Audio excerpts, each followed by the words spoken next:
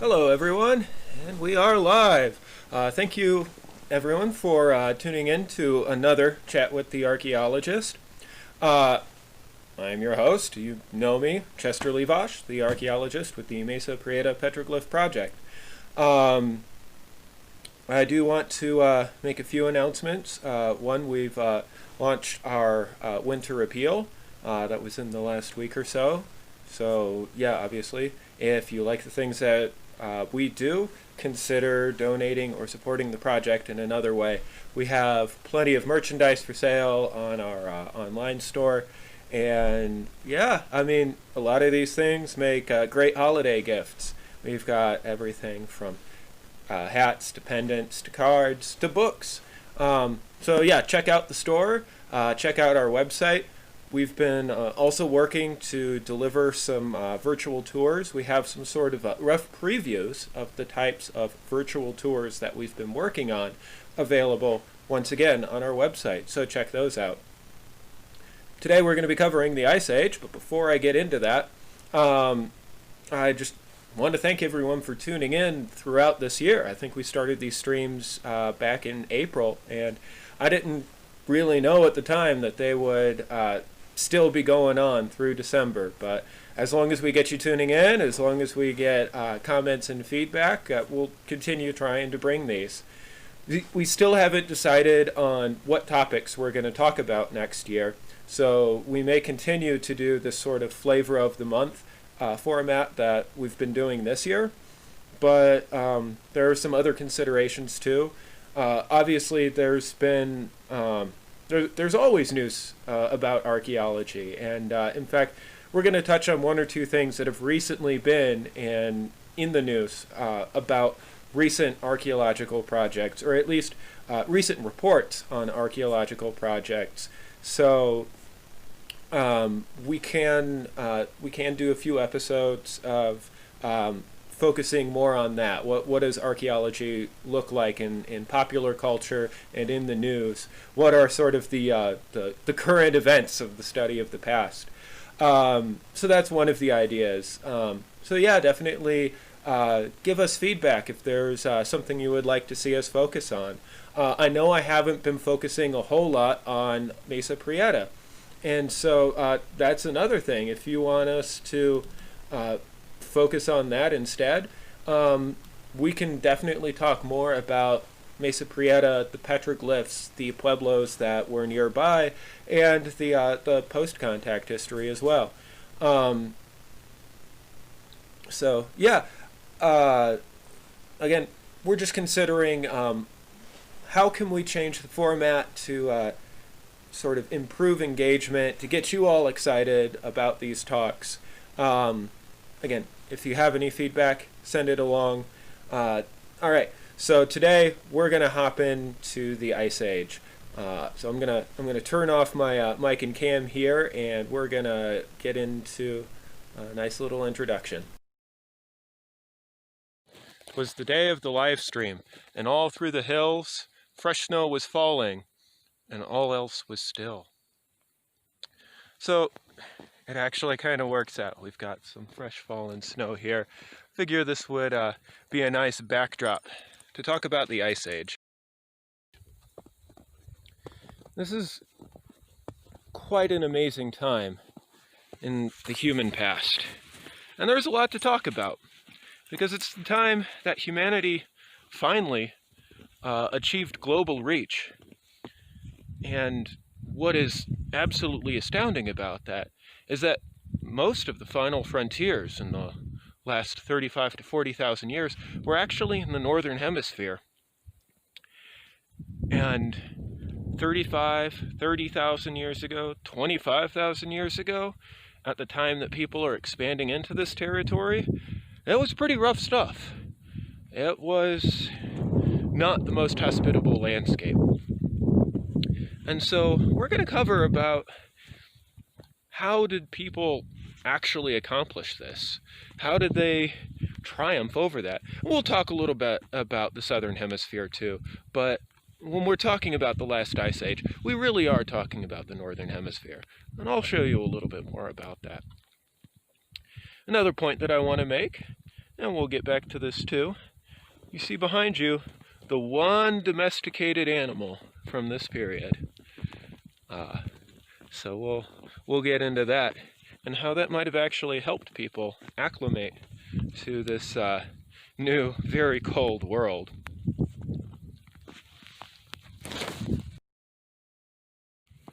Now, there's a couple of ways we can talk about the last ice age. One way to define this would be the Pleistocene. Now, the Pleistocene was a period of a couple million years during which the Earth experienced a number of warming and cooling cycles. The issue with defining it this way is that really most of human evolution happens during this time, and that for most of the Pleistocene, humanity and our ancestors were in Africa. So it doesn't really help to talk about these glaciations.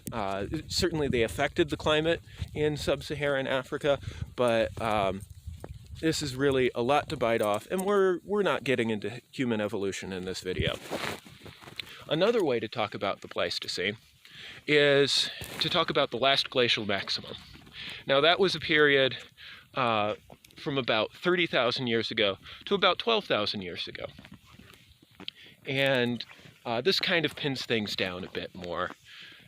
So we're going to kind of focus a little bit broader than that. We're going to start at about 35,000 years ago and end at about 10,000 years ago. And that's going to give us a nice sort of bracket to fit in a couple of whole stories about what was going on, because to understand what was going on 25,000 years ago, it helps to kind of get an idea of what was going on 35,000 years ago. So that's what we're going to be covering.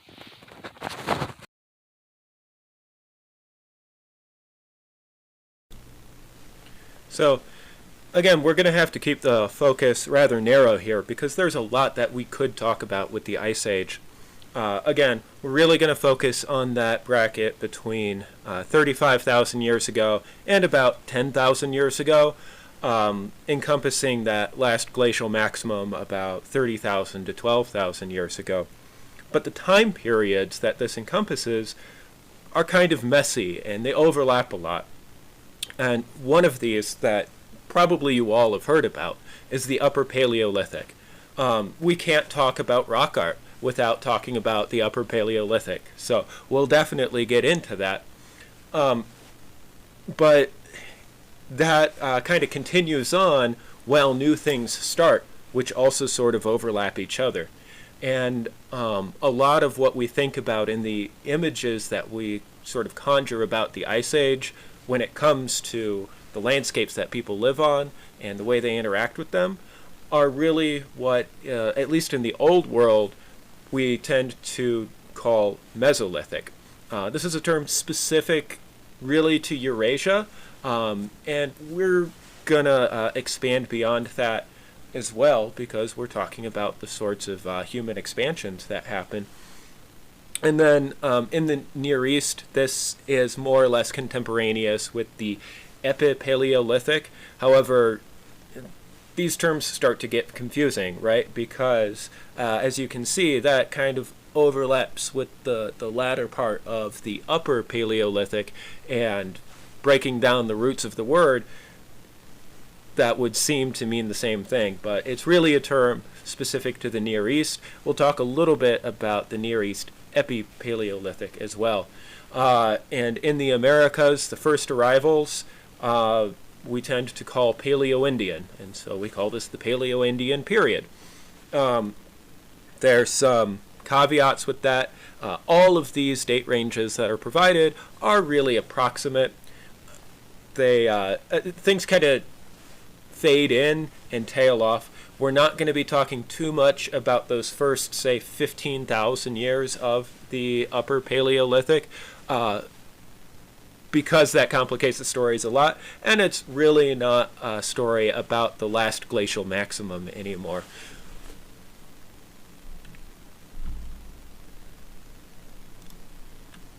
So here's a little bit of a map of some of the looks like one of my letters clipped. got a D down over here. It should be up here in Doggerland. Anyhow, the point being, in fact, we can fix this. Hold on, because these little things bother me, and I want to make sure that yeah, I mean, again, it just kind of bothers me to see it like that. All right, we should be back in business. There we go. Fixed it. Yeah, so here's a few of the places that we're going to be talking about. Some of these have been in the news, in archaeological pop culture. I definitely see people posting on Twitter quite often about Doggerland. We've also seen posts about, I'm going to say this wrong, Guaviare. That's going to be down in Colombia. That's going to be the Serrania de la Lindosa petroglyphs, which have recently been in the news. We'll talk a little bit about that. We've got Siberia up here, and that is really core to this story of humans spreading into new frontiers. And when I say new frontiers, I also mean much of Central and Northern Europe. If you notice, Doggerland over here, a lot of it's under ice. So, this over here is now ocean, but yeah, much of Doggerland was under ice, and yet this was also important to the story. It's worth mentioning that, down here, Australia, Indonesia, there are already people here.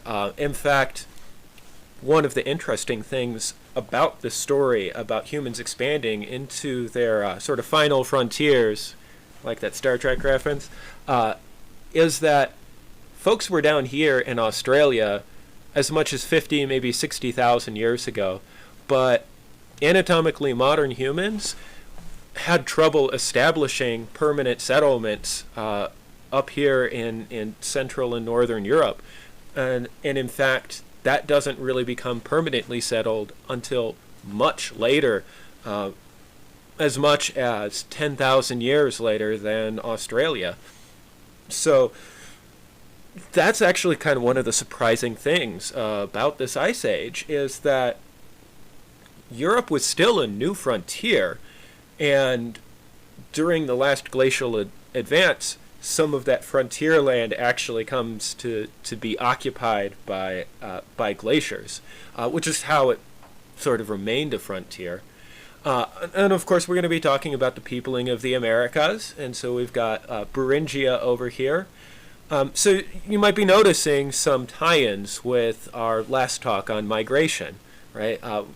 So here's something that we didn't really get to, was Australia and Indonesia.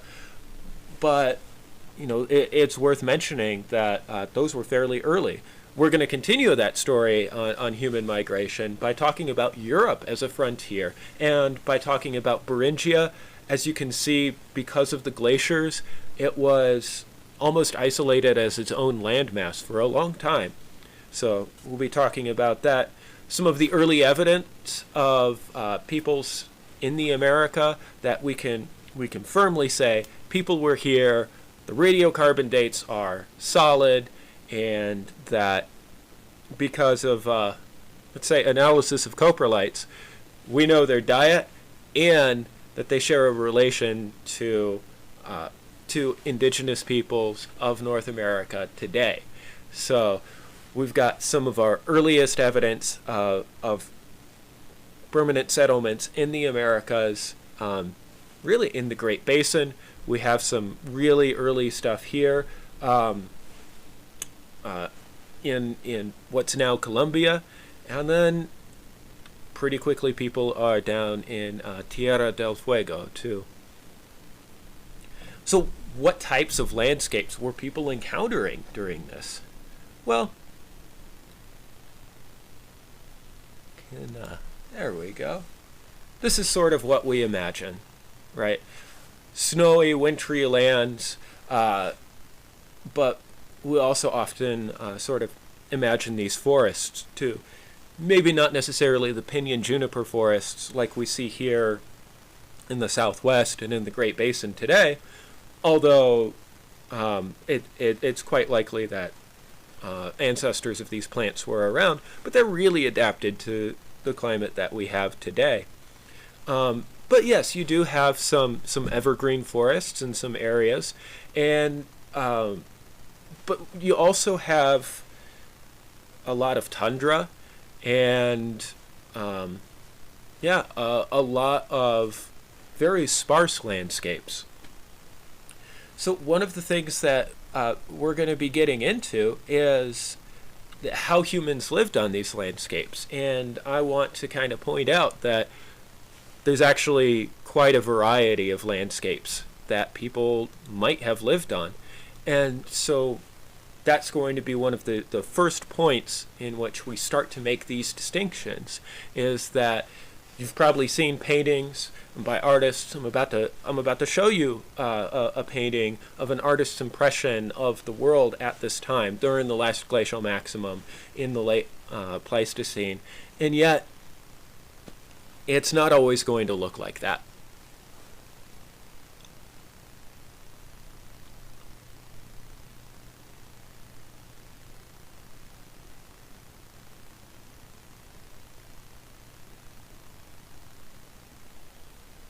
So here's one of those renderings. Of course, we've got the big game. We've got the woolly rhinos, the woolly mammoths, the mastodons. We've got extinct predators. I mean, there were lions in Europe, and also early wild ancestors of the horse.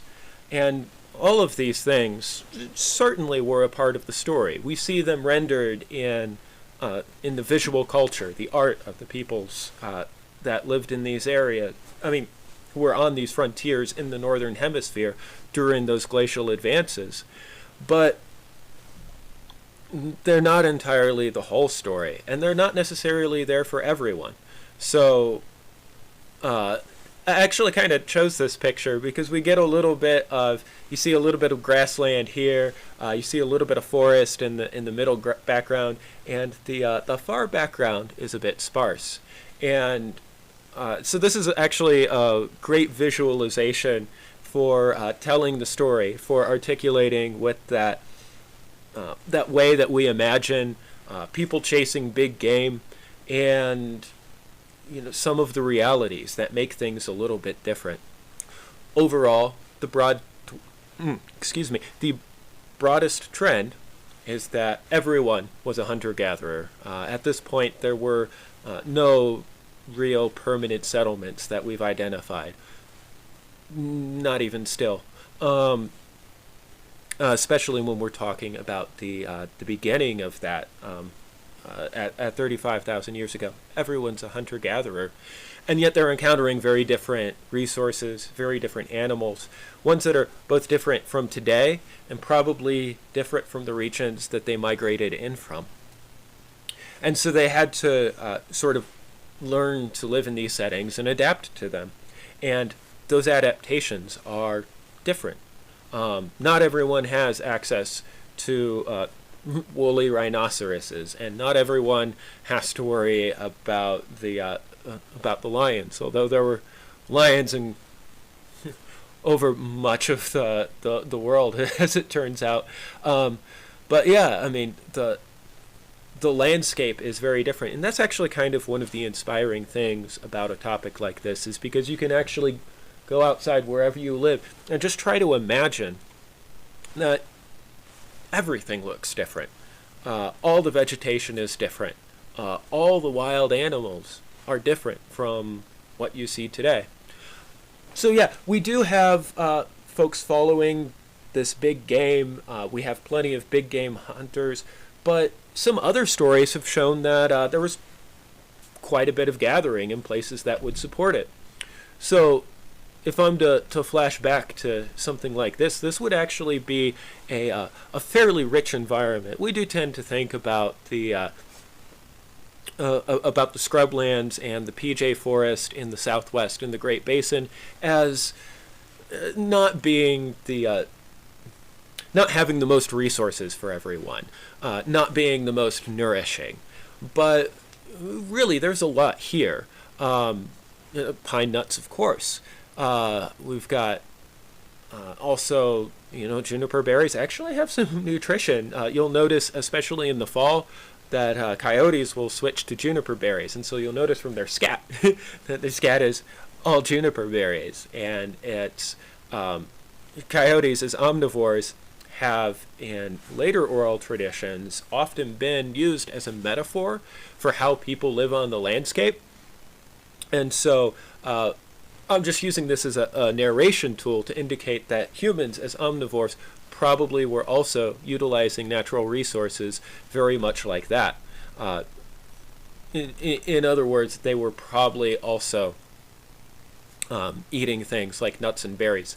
You're not going to see many grasses, and that's another reason why I chose this filming location, is because at the time you don't have any domesticated grasses. You don't have any any crops at all. Farming won't exist for thousands of years, and so grains and grasses are at this point really low on. They're like the least preference. They're fallback and starvation foods. So people are going for things that are much more calorie dense, like nuts and big game. But that depends. Some of these landscapes were more barren than others, and so you may not have those nuts and berries in some of these places. And so some of those different lifestyles that people that people take on manifest themselves in different tools. And so this is one of the things that we see. We see a lot of different tool traditions really come about during this time. And in fact, more regional variation in the types of tools that people make and use than we saw in previous times. And a part of that is, how are people living on the landscape? What do they have to do with these tools, right? If you're doing some hunting, maybe, well, certainly for large game, you're going to need projectile points. If you're hunting small game, maybe not. Maybe that sharpened and fire-hardened stick is actually going to do better for small game. So that's going to be less visible in the archaeological record, sure, but we're considering that there might be different tools. There are also tools that are not hunting tools. Plenty of tools that are used for processing things, like fibers, plant foods, as well as processing hides and meat. And so that's what we're talking about when we're talking about toolkits and thus technological traditions. We're not going to go into all the nuts and bolts of all of these listed traditions, but I'm going to touch on some of them because they're kind of important to the story of how humans spread and how these regional differences emerge, and sort of what are the implications of those regional differences for the stories that we try to tell about those human movements. It's worth going through this disclaimer on the side that in the past, archaeologists would assign a technological tradition, types of stone tools, pots, or artifacts, to an ancient people.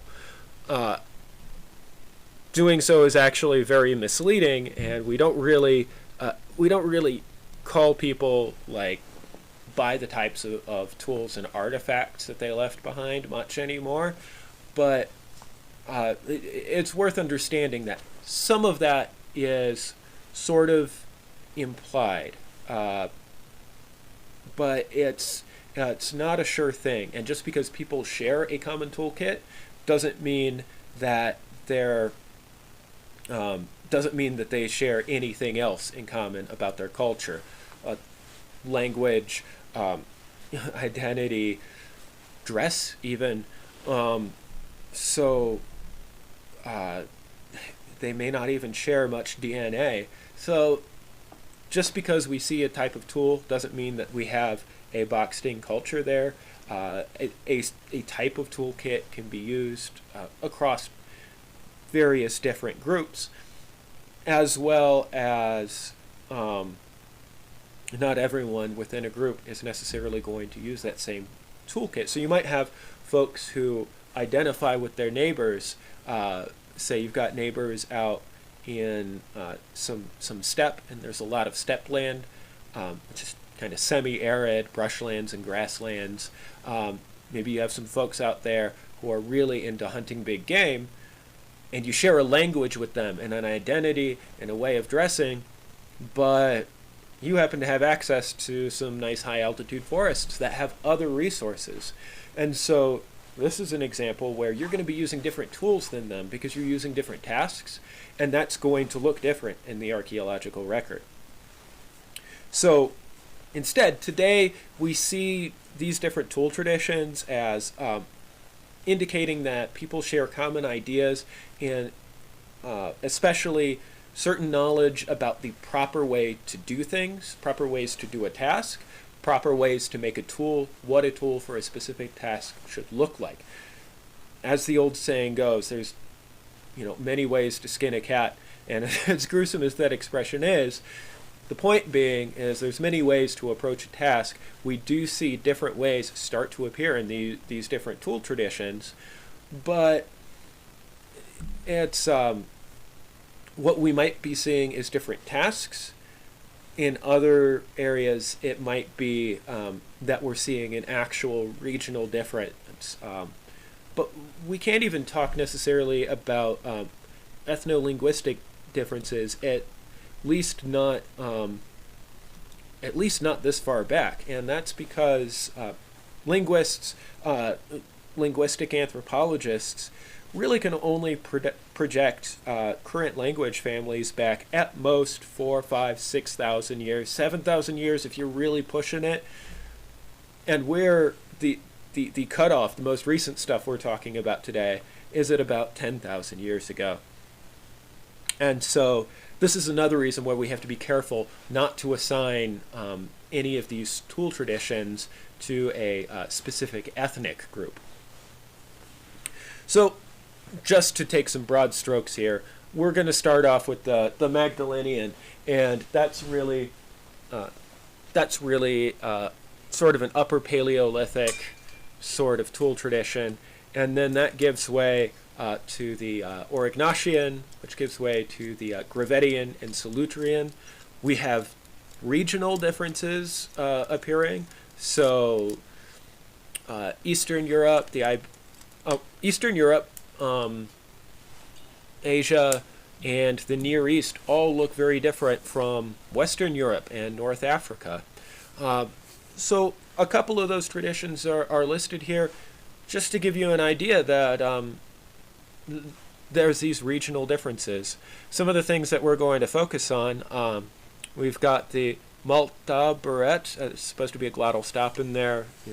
Like many English speakers, I'm not good at controlling my glottal stops, but Malta Barrett is kind of important to the story about what happens in Siberia, how does that affect Beringia and the Americas, and then more directly Yakutian, and then we'll talk about Clovis points. I'm sure most, if not all of you, have heard about Clovis points, and then something that you might not have heard of, the San de Guido complex, also known as the Lake Mojave complex.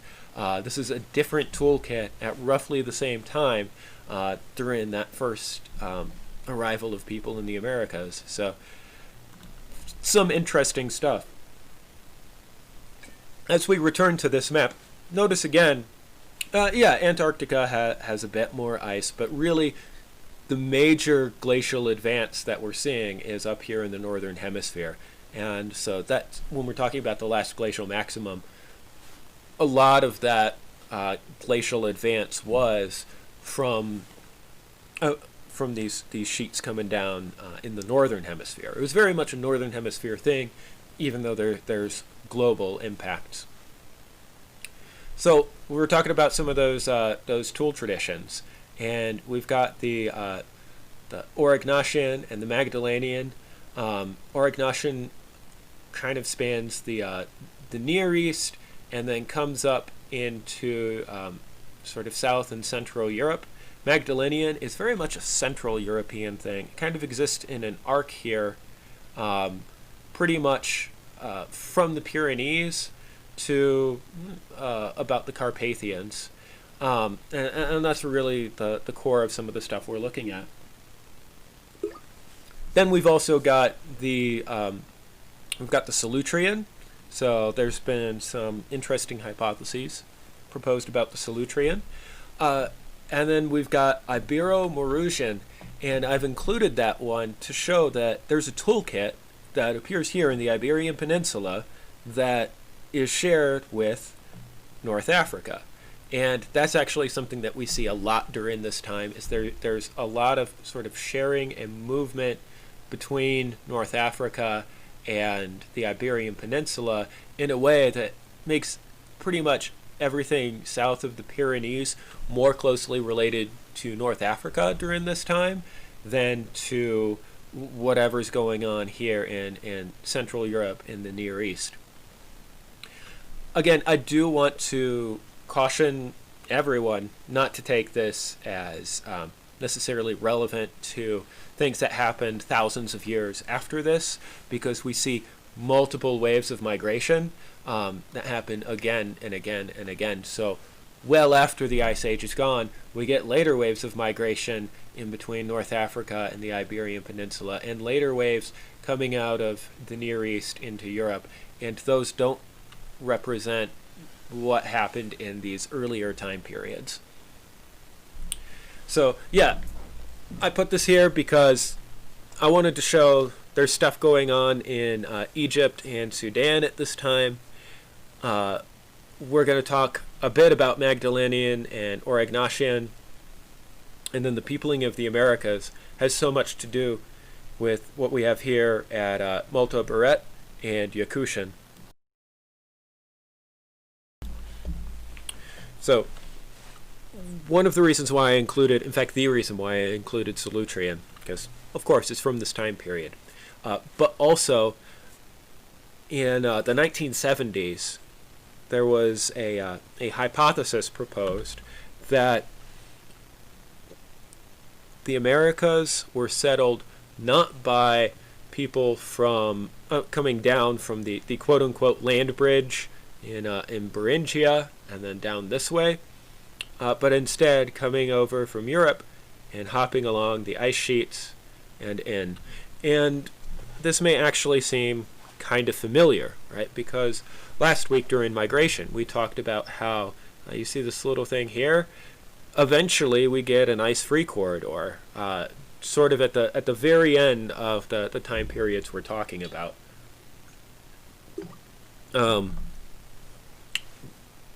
But that ice-free corridor doesn't arrive, or doesn't open quickly enough to really explain Clovis. So the Solutrean hypothesis was originally proposed in order to address some of these things that people were just beginning to suspect that Clovis first might not have been first. It would be another 20-25 years before that would actually be accepted, that Clovis was not first. And so one of the early solutions for these apparent tools below Clovis layers was that Solutrean people hopped the ice sheets, much in the way that we talked about a migration out of Beringia coming down, hopping the coastlines here, or that we later talked about with Vikings coming this way and ancestors of the Inuit coming this way. So that's what the Solutrean hypothesis proposed. And this was also supposedly going to be a direct ancestor of Clovis. In other words, the proposition was that Clovis was derived from Solutrean technologies. Well, it turns out, lithics experts have done some experimental reproductions of Solutrean tools and Clovis tools and compared the processes that they have to use to get there, and have decided, yeah, that doesn't really work. You're not really approaching making the stone tools in the same way, other than simply the basics of flint knapping. Other than that, these really are different tool industries.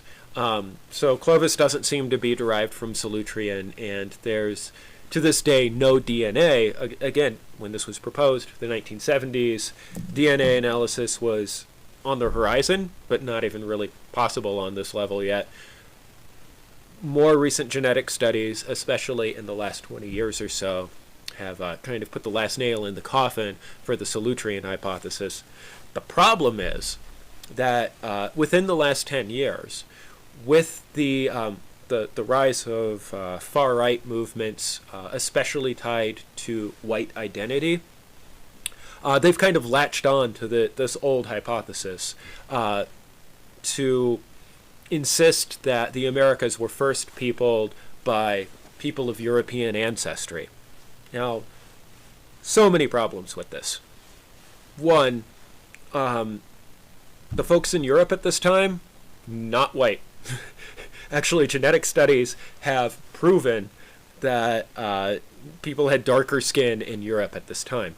Remember, I said that there were different movements of people after all of this. And that's actually one of the things that you see. You see pretty much no DNA associated with Magdalenian remains, very little with Aurignacian remains, and much of European DNA really comes from a later movement at the end of the Mesolithic and at the beginning of the Neolithic. And we're not even talking about the Neolithic because that's after the Ice Age. So Solutrean, not even really related to Europeans of today. So this is actually one of the problems when archaeological discussions and very, very valid intellectual theories make it, when they get boiled down as they make it into popular discourse, is that you have sort of perversions of ideas and, you know, the resurgence of something in a way that had a very nasty political agenda behind it. So, again, Solutrean first, absolutely not what happened, and the way that people have been talking about it in public discourse in the last 10 years or so has really very little to do with any of the scientific discussion that happened a few decades ago. So we can put that one to rest. And instead what we see is we see DNA from remains as late as about 25,000 years ago associated with sites that have Malta-Barrett tools. There's DNA from those sites that is prevalent in Native American groups of today. So when we say that there are genetic links between Siberia and Native Americans, that's what we're talking about right there. So we've got Malta-Barrett, and then we've got this toolkit, the Yakutian toolkit. And this appears in Siberia and in Beringia. And so those tools look, I mean, they're the same. This toolkit, beyond a reasonable doubt, beyond any doubt, shows that that there was at least a sharing of ideas and a sharing of toolkits, and now we have the DNA coming this way. So, what do these things look like? I figure I should give you some examples, because just saying these names is dizzying, and it helps to be able to put pictures to the kinds of things that we're talking about, and how tools can look different. And I really did want to show you, you know, all 7 of these. Count that right? 2, 4, 6, 7. Yeah. I wanted to show you all 7 of these, but I figured we'd run out of time and, of course, run out of space on the slides. So the most interesting things that I want to point out are the antler and bone tips. Now, there's some debate over this. Some folks will say that this is a distinctly Aurignacian thing, to make stone tools out of antler and bone, but there have been some publications that have disputed this and argued that instead it came out of the Gravettian. Oh dear, there's another spelling error. Let's take care of that right now. Gravettian with 3 T's. Huh. All right. And we're back. Taken care of. All right. So I wanted to show you Solutrean and Clovis so you can judge for yourselves. Again, I just don't think we're going to have time for all of that. But the use of antler is actually very interesting because, if we flip back to some of these earlier landscapes, yeah, you see, oh, there's probably some nice botanical resources here. Those are probably evergreens. You'd probably have some nice nuts. No, not everyone has that, right? But more importantly, okay, so you'll have some Aurignacians making tools out of antler, tusk, and bone. Not just because there's no tree botanical resources to process that they really want, because there's no trees, and so wood comes to a premium. There's actually a link to a video in the description about why use antler. Check that one out if you want more discussion on this. But the basic summary is that, especially in tundra landscapes, that again would make something like my little walk look absolutely lush compared to tundra. And so without those trees, if you have to stone tip onto your spears, that spear is going to break with the tip breaking off inside. And so you go through more spear shafts, and if wood's at a premium, that's not a good thing. So what they did is they used antler, and some of this is nicely engraved too. They used antler and bone and hafted it in a way that the tip just comes right off the shaft when you're done, stabbing your next meal. And in that way, one, it actually makes a more lethal wound, but two, so they can reuse the spear shaft. And because, they're about to butcher this thing, so they're about to get way more of osseous material, antler, bone, tusk. They're about to get way more of that than they just expended. So it was actually a much more sustainable technology for tundra environments, and that's something you especially see in Europe, in Aurignacian Europe. You don't see that really happen in the Near East, and then some have argued that was actually more of a Gravettian thing, so you might see that with Gravettian. You don't see that before with Magdalenian, and you don't see that afterwards with Solutrean. That was very specific to a time, because that was the environment that was there at the time. The other thing I want to talk about is the Yakutian toolkit, because we wanted to touch on the migration of peoples into the Americas. And so we just wrapped up the European frontier and how people finally were able to sort of settle, not in a sedentary way, but at least permanently inhabit Europe by adapting to these tundra and steppes without much in the way of wood to actually make the spear shafts that they needed for their hunting, right? So that's how one frontier was settled. We're going to go over to the Americas, and there are these beautiful blades, and can I even zoom in? Let's see here. Nope. All right. So I just want to marvel at these blades, because this is really hard to do. Is that you take this is called a core. These are not to scale. We've got blades up here and cores down here, and they're not to scale. Cores are just as long as the blades. You get this long tapered core, and then you sort of it's called you apply pressure to break these off in these long lines, creating these long, thin, curving blades. That curve is important to making it actually happen.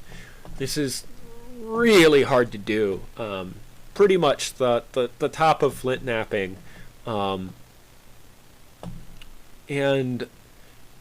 we've got this appearing in Siberia and in Beringia. So this is the toolkit that people seem to have entered the Americas with. are these. And that also looks nothing like Clovis and Folsom. One of the interesting things is we also see this down in Mesoamerica in much, much later times. And I don't want to give you the impression that it's the necessarily the same thing or the same people, but you see a technology that's nearly identical thousands of years later. Not everyone agrees with this, but that might be an indication of that knowledge being retained from that early movement. That said, no one calls the Mesoamerican toolkit Yakutian, but we've got that toolkit here. We know it's these people coming in, probably not the ice-free corridor at first. They're probably coming along the Pacific coast, and they reach Mesoamerica early. They reach Mesoamerica in the Pleistocene, very conservatively at the end of the Pleistocene, 12,000 years ago, probably a little bit before that. And that's because we were talking about the rock art that's been in the news in Colombia. Well, there are human habitation sites there that are very firmly dated to 12.4 to 12.6 thousand years ago. So we've suddenly got this quick movement. 12,000 years ago, we've got people all the way down in Tierra del Fuego. If we get back to this map, people come out here, they go down, they make it to Mesoamerica quickly, they make it to the Colombian Amazon, they make it to Tierra del Fuego, all before the end of the Pleistocene. And interestingly, some of the earliest sites we have, most of that stuff's underwater, right? Because oceanic levels were lower and ocean levels have been rising. Especially at the end of the Pleistocene and the beginning, in the early Holocene, ocean levels rose dramatically. But we get these inland sites, and that's where we get caves in the Great Basin that go back to pre-Clovis times, and that's really interesting, and shows that even if people were coming down the coast, some of them quickly went inland and found some good resources.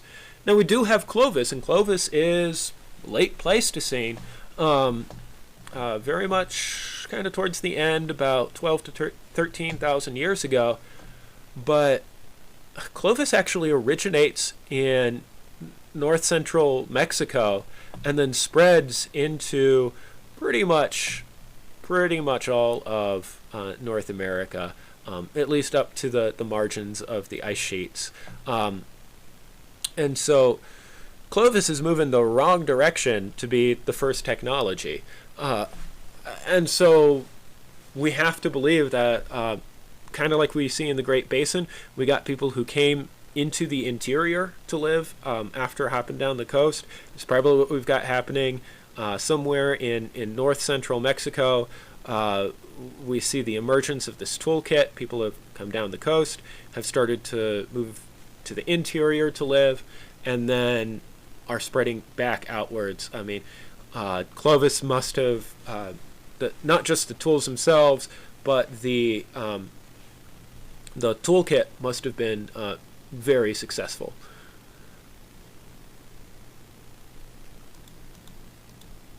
So we've been talking there we go. There's our technologies. We've been talking a lot about tools, but I figure the best way to wrap this up is by talking about art. And that's one of the really brilliant things about the Pleistocene is, I mean, this is a hard climate to live in, but it's, if anything, it is something that humans could adapt to very well. And so we see this fluorescence, not just of people, of tools. Sure, there was a lot of work you had to do for daily life, but we see also this fluorescence of art in a way that modern humans weren't doing as much or on the scale or with as much detail as before. And that is really striking because I'm going to say is before, we can rewind to about 35,000 years ago, towards the end of the Upper Paleolithic. This art, well, I guess that's towards the middle, really. We get this real fluorescence in Europe. We've got a fluorescence of art down in Indonesia, in Australia, and then the moment you get people here in the Americas, we're going to tentatively say 16,000 years ago. Remember, there's some caveats to that I addressed in my last talk on migration, but generally, the ancestors of Native Americans seem to have established permanent settlements, a permanent presence in the Americas, more or less 16,000 years ago. And then we've got petroglyphs in North America dating as far back as conservatively 14,000 years ago. And if you include the error bars on those dates, because archaeological dates always have error bars, those could go back to the very first arrival. So we do believe that stuff like this is from a site in the Mojave Desert. I pulled this directly out of my dissertation. These images here, they're so hard to see because they're what we say fully repatinated. So the rock surface develops this mineral layer on it from interactions with the environment, possibly from biological processes, from microbes on it too.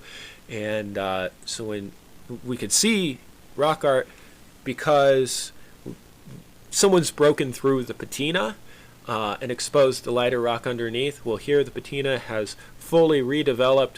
So we've got some really old images here. And this is probably what rock art, specifically petroglyphs in North America, looked like during the Pleistocene. These intricate abstract designs, and there really was a fluorescence of that.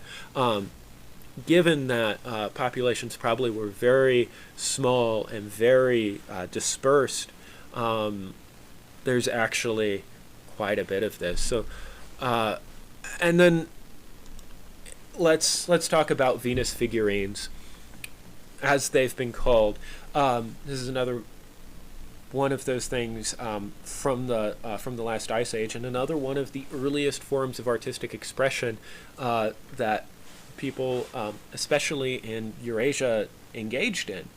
So we've gone from rock art to portable art, but these actually span quite a long period of time, thousands of years, and are done in what seem to be various different styles with various different materials. Some of the earliest fired pottery we see, it's not utilitarian pots, it's actually one of these, and some are carved from stone. But there's been some debates and some misunderstandings about that. So, oh no, my, can we, let's see here. I was trying to pull something up, and it's not really displaying here.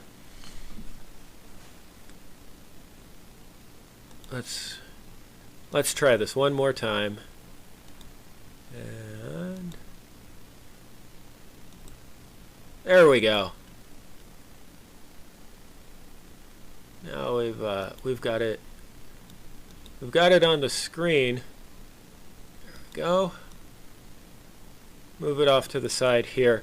I bring this up because this is actually a very recent discussion that was happening on Twitter about the figurines. Because again, we just had another popular media article come up about recent research in the archaeological world, and that was some physicians really published a paper on the proportions of the quote-unquote Venus figurines. And I'm showing you this because I always want to cite my sources. My source for this discussion right here, Julian Rail Salvatore. Find them on Twitter. Kind of breaks down the discussion. But one of the things that he points out is calling these Venus figurines is a misnomer. And in fact, it sort of ties in, one, to these much later periods of Mediterranean and European peoples who are really not related to the folks who were making these kinds of images. But also it has this hypersexualized implication. And while these figurines, I mean, by definition, they're female figures, very obvious female features, we can't necessarily infer that the sexuality was the focal point of these figures. And so calling them Venus figurines is making a sort of intuitive leap that we should really resist doing. And it's a level of interpretation that's really a step too far and projects the wrong cultures onto this. And we really need to consider these figurines sort of in their own right. They probably have a lot of different meanings. They're rendered in different ways, and as the poster points out, 41 for a period covering 24,000 years, 1.75 figurines per millennium. Yeah, a period of 24,000 years. And so, again, if you think, okay, things do change quickly in the current day, but the past wasn't static. Things were changing in the past. And so to assume that the first figures like this were had the same meanings and implications and symbolism as those that happened 24,000 years later is just pretty much untrue. And then here's kind of the point of the entire talk that I'm giving today, which I think captures very well general annoying things. This perpetuates that cold conditions were necessarily bad for humans. And in fact, as we see, it wasn't. Arts flourished. So yeah, good old reaction gif to some of those opinions. But yeah, people really flourished, and not just adapted to difficult conditions, but arts flourished. And that's really one of the marvelous things about these. I'm going to turn back to rock art very quickly, because we can't not talk about Upper Paleolithic art. Yeah, this is going to run a little bit long. But here we've got Chauvet Cave. This is kind of pushing the limits of the area or of the time period that we're discussing, because this is probably about 35,000 years old, this scene here. But, this is the Upper Paleolithic. This is when we think about cave art, or parietal art, as we sometimes call it.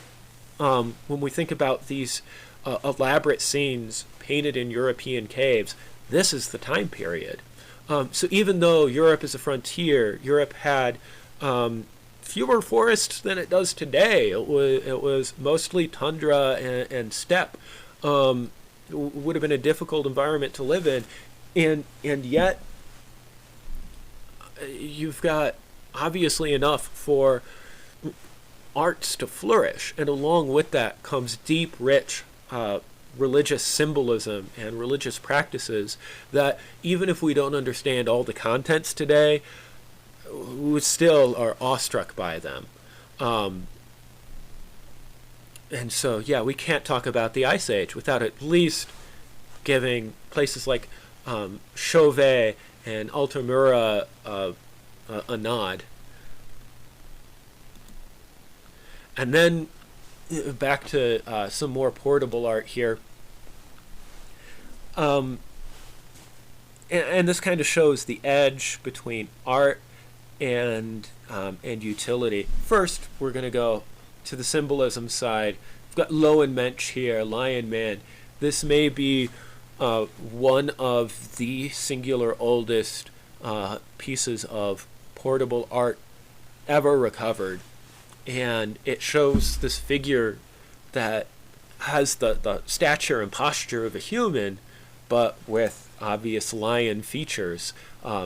Obviously a lion head in actually pretty good detail, considering the type of material. This is bone, and the state of preservation. As you can see, there's some pieces that have come off, but also possibly lion paws.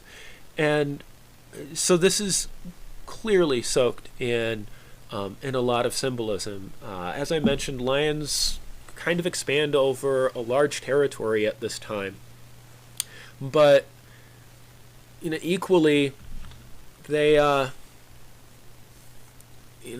they probably were more than just a competitor or a predator. They had something of symbolic significance.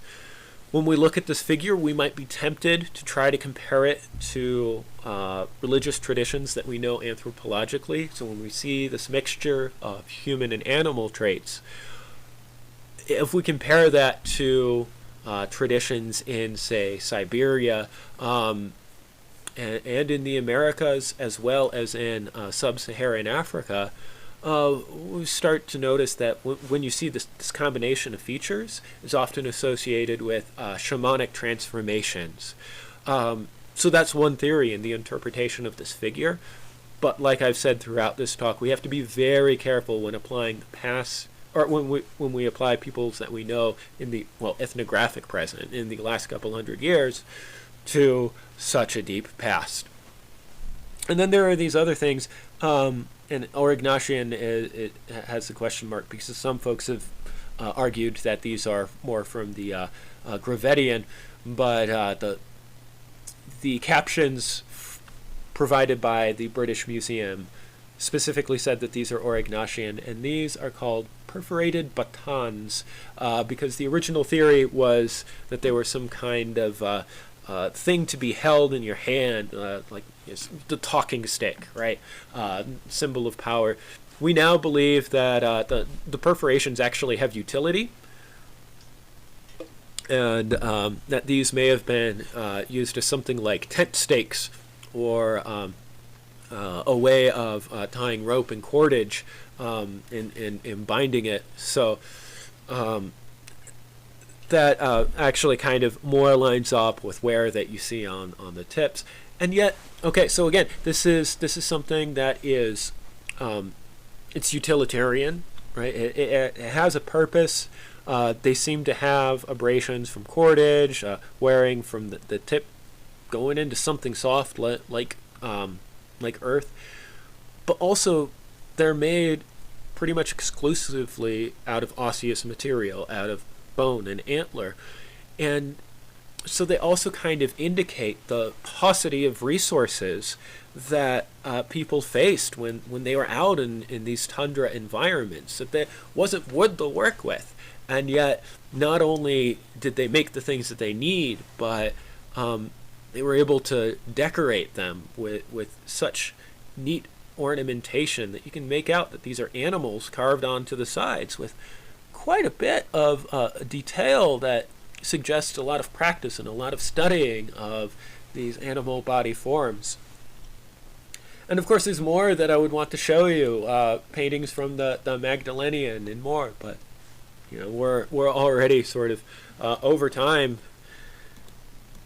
So as I said, this is really a triumphant time in human history, because despite the fact that the climate was harsh and difficult, sorry about that, I bumped the mic, despite the fact that the climate was harsh and difficult, people not only made a living, but actually thrived, and that this climate was anything but stifling, that art and symbolism and religion and these things that enrich people's lives were able to flourish during these times. And that's the really beautiful part about the last ice age. And not only were these things able to flourish, but people for the first time came to occupy the whole globe except Antarctica, and some Pacific islands, but really every major landmass that was habitable became inhabited, and people brought with them rich symbolism, and rich art that we see to this day on bone, on portable objects, and indicated by these things, because these are indicating things about the world in which they live, including other ways that they mobilized artistic representation that might not preserve to this day. So as always, I'm including my references here. It's kind of a long list, and definitely check out Stefan Milo is the YouTube channel, and some of his recent videos were a bit of inspiration for this talk. So if you want to learn more about what was going on 35,000 years ago, right there, head over to Stefan's channel, check out those videos, and of course, plenty of reading. All of the illustrations came from sources on this references list. So yeah, go ahead, check it all out. And yeah, so I'm going to pop over into the chat here, see if yeah. Lol at Australia. Yeah, there are people here too. Go figure. Yeah, does anyone have any questions, or otherwise I'm going to wrap it up here. I know there's a little bit of a delay, so I'm gonna wait just a minute here, and yeah, maybe we'll pop over to oh I know what we can show. Well, while I'm giving you a minute to pop in the chat if you have any questions. Let's see here. Oh, there we go. Add, and then we're gonna do 9 bison.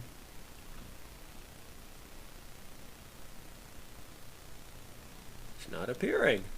Huh. Oh well, oh, maybe that's it. No. Okay. Here we go. Put this on that one.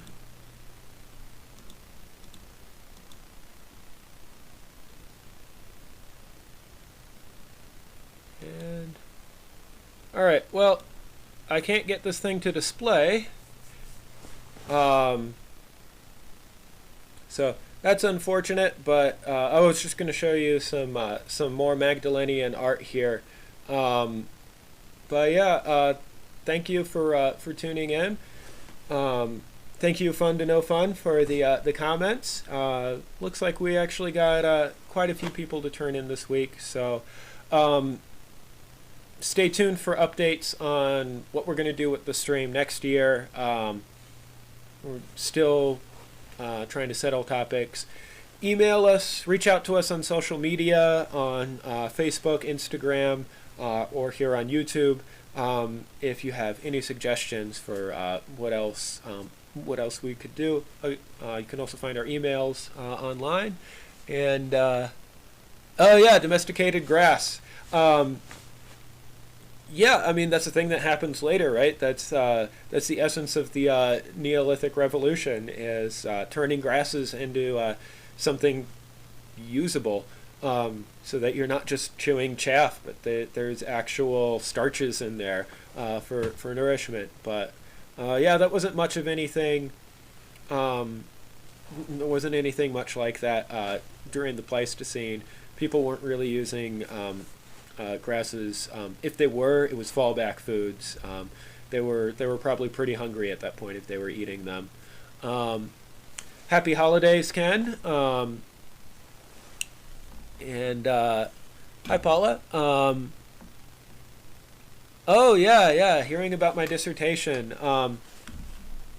See, we can bring this back up. I turn the webcam off.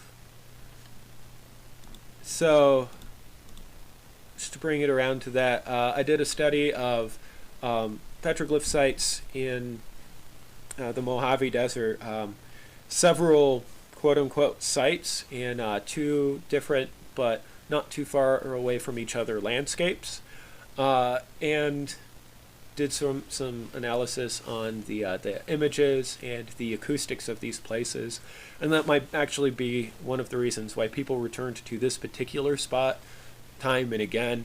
As you can see, these are some very old petroglyphs. They're very rounded from erosion, and yet we have other petroglyphs there that are much fresher.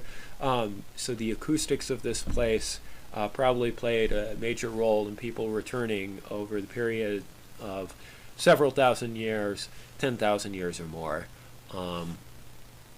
I feel actually confident knowing that in the general area there have been petroglyphs dated to as much as 14,000 years ago, not at this site but elsewhere, and seeing the fully developed patina and the amount of erosion on these things, and knowing that the style tends to correlate with the oldest images, I would feel fairly confident in saying that this site, with images like these, goes back 10,000 years, possibly more, but confident with that 10,000 years. Yeah. And thank you, Mom, for popping in the chat too. And yeah, see you next year. See you all next year. And yeah, maybe I'll talk about my dissertation a bit more next year too.